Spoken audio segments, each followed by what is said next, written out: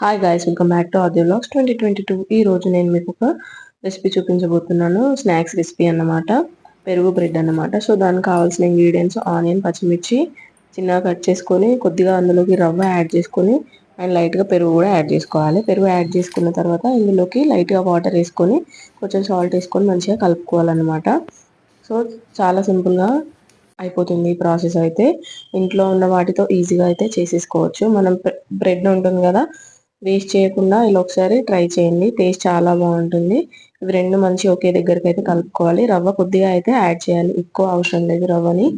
ఎందుకంటే మళ్ళీ మనం బ్రెడ్ మధ్యలో వేస్తే ఉడకాలి కాబట్టి. సో ఉండనట్టు వేసి వేయనట్టు అట్లా వేసుకోవాలన్నమాట. సో అలా వేసుకున్న దాన్ని మనం ఇలా బ్రెడ్ని తీసేసుకొని ఆ స్లైసెస్ అయితే కట్ చేయాల్సిన అవసరం లేదు, అలానే ఉంచేసుకొని మధ్యలో మనం స్టఫ్ ప్రిపేర్ చేసుకున్నాం కదా, కొత్తిమీర, ఆనియన్, పచ్చిమిర్చి, పెరుగు అండ్ కొద్దిగా రవ్వ అవన్నీ వేసుకొని మనం స్టఫ్ ప్రిపేర్ చేసుకున్నాం కదా, అదంతా ఈ మధ్యలో పెట్టేసేయాలి. మళ్ళీ బ్రెడ్ పైన ఇంకో బ్రెడ్ పెట్టేస్తే సరిపోతుంది. ఇలా పెట్టిన బ్రెడ్ని మనము ఒక ప్యాన్ తీసుకొని ఆ ప్యాన్లోకి నెయ్యి యాడ్ చేసుకోవాలి.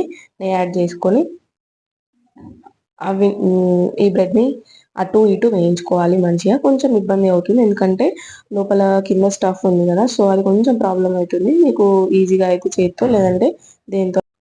సో ఒక 2 నిమిషాల్లో ఈ పెరుగు బ్రెడ్ అయితే రెడీ అయిపోయింది కదా, ఈజీగా పిల్లలకి చేసి ఈవినింగ్ అయితే ఇచ్చేసేయచ్చు. సో ఇంత సింపుల్గా రెసిపీ చేయడం మాత్రం అంత ప్రాబ్లం ఏం కాదు కాబట్టి ఖచ్చితంగా ట్రై చేయండి. వీడియో కనుక మీకు నచ్చినట్లయితే like, share, comment and subscribe. Thank you for watching. Love you all. Bye bye.